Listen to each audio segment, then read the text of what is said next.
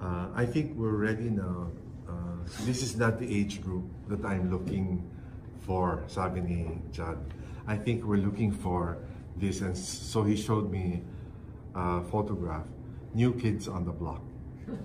He showed me a photograph, Menudo, these young boys and girls. It's a boy band, it's a boy group. But then we were not looking at a boy band, we were looking at a mix. So the next year we decided to hold auditions for preteens.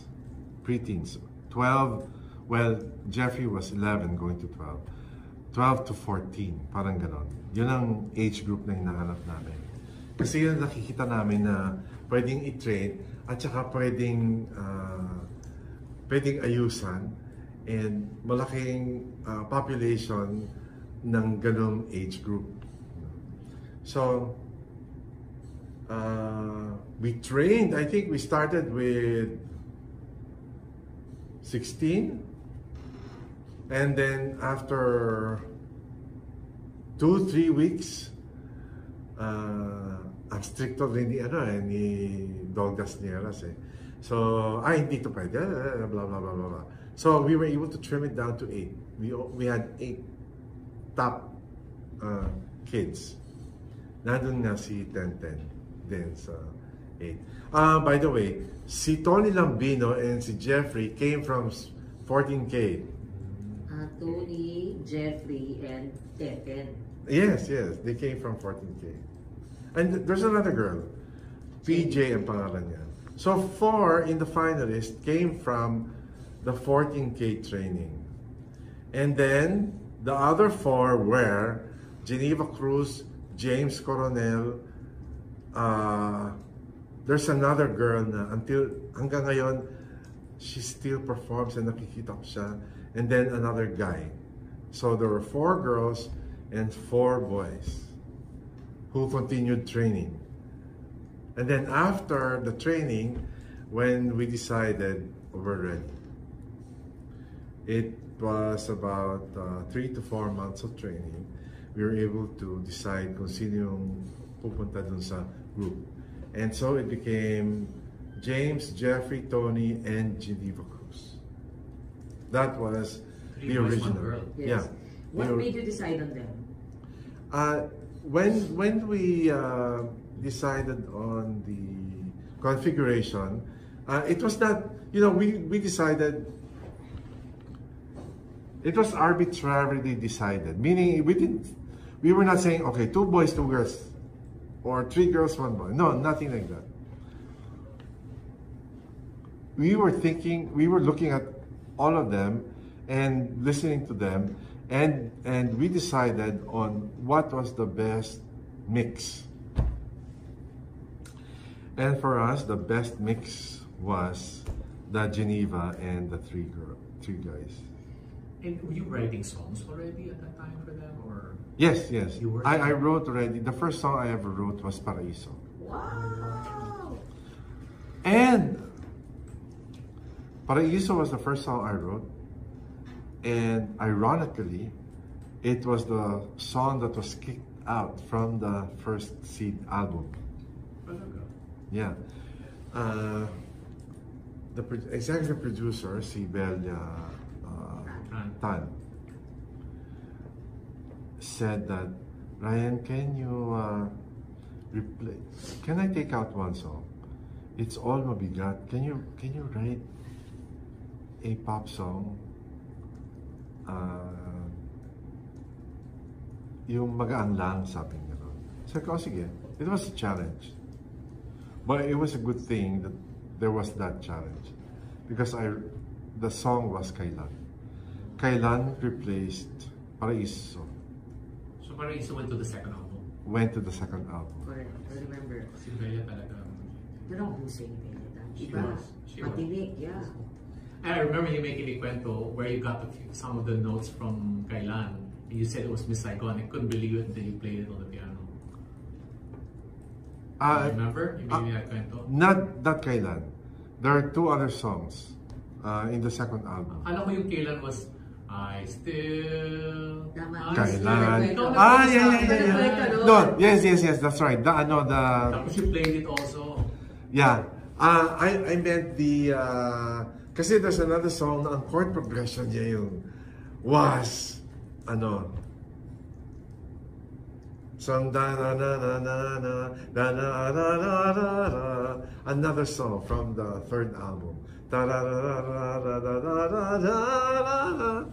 I mean, it's not the melody, it's the chord progression. And then tama yung I still tan tan ta da da da da da da da da da. Yeah, because that was 1989. Right after they left 88 sila umalis. Okay, so tell us more about how about the concept of Smoky Mountain? How come you decided Smoky Mountain, the packaging was basura, acid wash? Okay, eto nga yun. When we were working on the group, medyo buo na yung group, malapit na mabuo yung group, I let Jad hear the first ever song I wrote, which is Paraiso.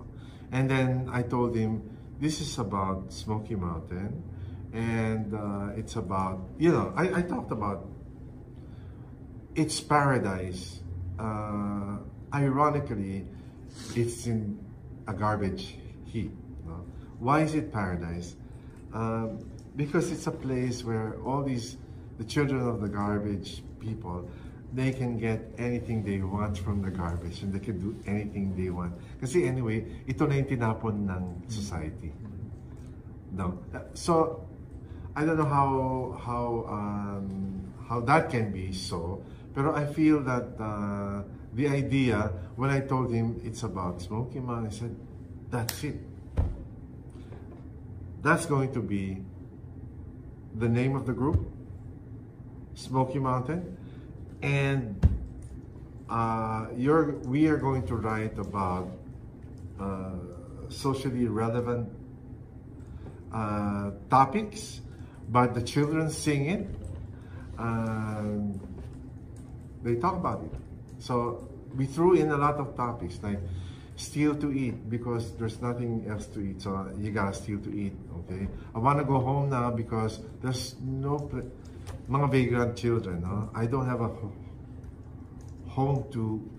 house to go home to. So that song, I want to go home now. And then not all the world is America, because I've seen that during that time. Ngayon hindi na ganon. You remember we all lined up at the U.S. Embassy as early as like 4 or 5 in the morning. Nakapila ka na doon naghihintay. So I was saying that that's in the song. So I said, not all the world is America, because the world is where you are. You have to just build your world. That's the idea. Mama's a made in London, because one day I wrote I read the column of, oh my God, I can't remember his name, columnista. No, he died already. There's a column, I think it's Jay Walker. Who's that writer? Anyway, I can't remember him. He's nakasalamin siya. He's PWD. And he wrote about Art Warhol, I think. You're right, Art Warhol. And then he wrote about the plight of mothers who had to leave their children to work abroad. Oh my God. I was writing Mama, I was crying. This is the first time I was so touched with what I was writing. I was crying. Usually I don't have that kind of feeling.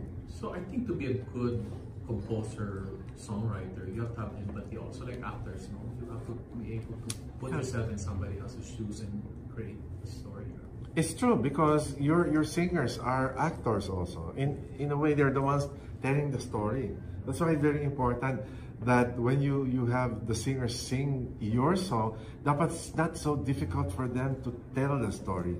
That's why it's a craft of the songwriter to make it to help actually the singer easily get the gist of that song and sing it and able to tell the story well. But to have been able to write Mama, you yourself would have had to be in the heart of that child to feel. Yeah. Di ba? Ikaw yun eh. Iisipin. Kasi nga ako ngayon gumawa ng kwento, di ba? Mama, she wrote me a letter saying she's gonna be fine. Please take good care of your sister. Alam mo, nung sinusunod ko, naiisip ko na yung, ayan na, nakakaya ko siya. Kasi, aalagaan mo yung mga kapatid mo. Ini-imagine mo, tapos nadala ka. Oo. Oo. Parang yun eh, parang bata, di ba sa piano na start playing horror stuff, and tatakot sa sarili. Tugtog. Ang ganyan nangyari sa'yo. Nadala ka sa... Nadala ka doon sa kwento. A Better World, that was a powerful song. Oh, see, I forgot. Sinalimutan ko, kailangan mailagay din yan. Kasi nasa Can This Be Love na, doon na yung, di ba, meron ng love song doon. Can this be love I'm feeling right now? So these are the first stirrings of puppy love or something. So, I wrote, sabihin mo ikaw yung Pilipino. Sabi ng tatay ko, ta-da-na-na-na-na-na. And then also freedom. Freedom, freedom, freedom. One must be free. Something.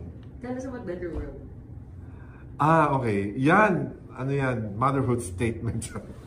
I dream that one day, our voices, kasi mga bata, no? Our voices will somehow fill the earth with joy forever. I dream that someday our wishes will somehow soon come true and last forever. I dream that someday our songs in some way will bring a bright tomorrow, full of love, full of hope, full of joy. I dream that one day when all the world will hear us, that someday, it's an aspirational song for all these, for starting singers, because they want to be known also, and they want to show the world that they have something to show. That one day when all the world will hear us singing one song together everywhere, saying, we are gonna love you, people of the world. We are gonna make you a better world. Yun din, kasi it's a plea for the people to take care of their children, to take care of the young people. You should take care of us. Parang gano'n. Nagka-second batch because parang minudo pag lumaki na, move on na. No, nagka-second batch because magkakaroon ng status change. What is the status change? Judd wanted to move many steps higher, bring that music around the world, not only in the Philippines. Kasi somehow we were successful in getting the attention of the industry with this album. This young kid singing all these songs. So he said, the next logical step, the world has to hear you. So he started working on contacts in Europe. As a matter of fact, brought the first group to Europe and to the US. They performed in the front lawn of the United Nations for like a children's something. So these kids, they performed there. And then we also brought them to Surabaya for the ASEAN Music Festival, blah, blah. After that, we came home and we talked to the parents and said, this is the plan. The parents decided not to be in on the plan because they wanted their children to finish high school. Tony and Jeffrey, they were in Ateneo High School. Geneva was in high school. James was in high school. But it was only James who said, I'll go with it. So kaya siya naiwan? Siya naiwan. I'll go with it. Kaya siya nag-Amerika? Kaya basically siya ang nag-inherit ng businesses ni Mr. So we now go to the second group. We had new auditions, and before they jumped into the ship, they were told, and we had to tell the parents, this is serious business. They will not live in the Philippines. They will be homeschooled. I mean, wherever they are, there's a tutor that will teach them, that will make sure that they will do their assignments and submit the blah, blah, blah, blah. So James and the rest, the new group is Chedi, Shar, Jason Alangan, and James. So now, iba ang configuration. Correct. 2 boys and 2 girls. Now it makes sense. Okay. Kasi, depende kung sino yung lalabas na ano. Because Tony's not gonna give up Ateneo. Nah, Tony's not gonna give They were up the on best it. of the next batch of audition. Right. Yes, they were the best. They were the best. And I will tell you, they were the hungriest. They were hungry for it. Because naintindihan nila kung ano yung gustong mangyari ng management. We will bring you, you will lose several years of your growing up as a teenager because we will risk going abroad. We will risk bringing you abroad and we will try it. Sali ba kayo? Parang ganon. Sali sila. They became, that's why they left for Japan. Naging Japanese ang sila eh. Parang Japanese concert artists. They were in the mainstream. Alam mo, kamamatay lang yung nung founder. He's considered the father of Japanese boy bands. Sila, yung guy na yon, siya yung kumupkop sa Smoky Mountain. They were performing for 40,000, 60,000 people's stadium. Pero ano sila, meron sila mga ibang kasamang mga Japanese boy bands, ganyan. Sila lang yung parang non-Japanese. And they sang their songs. They didn't sing Japanese. Nakita natin sila! That is right. Nakita natin sila. They were in that hotel. But that was one of those special trips nila yon. But when they were doing really their work in Japan as performers, they had their own apartments. They had... How long did that last? About 2 years, I think. And ito pa nga, that's why Anna Feji became a Smoky Mountain member because Shar had to come home. Okay. Buti nakuha mo si Anna Feji. Sorry? Buti nakuha mo si Anna Feji. Because mga 3 years prior to this, 2 years prior to this, we already had Anna Feji in our listahan. Because we did auditions in Cebu. In Cebu. We found Anna Feji and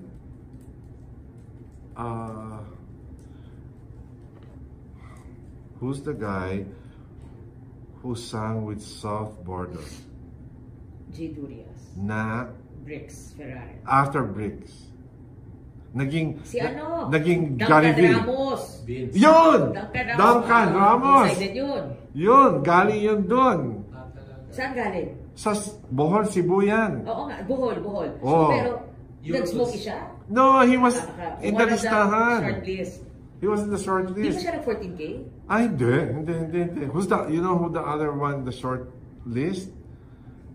Luke Mijares. We found Grabe him yung mga there. listahan mo! We found him in Tagaliti ba siya? O Bohol, whatever. Bohol. Anyway, sa Cebu, we saw them there.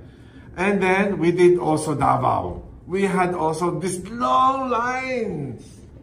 You know who auditioned in Davao? Jinky I made a Vidal. name for herself. Jinky Vidal. Juris. Bilang lang naman eh. Oh, alam mo, Yung mga Davaoyan niya. Oh, Davaoyan niya. Si Juris yun. We saw her there and okay.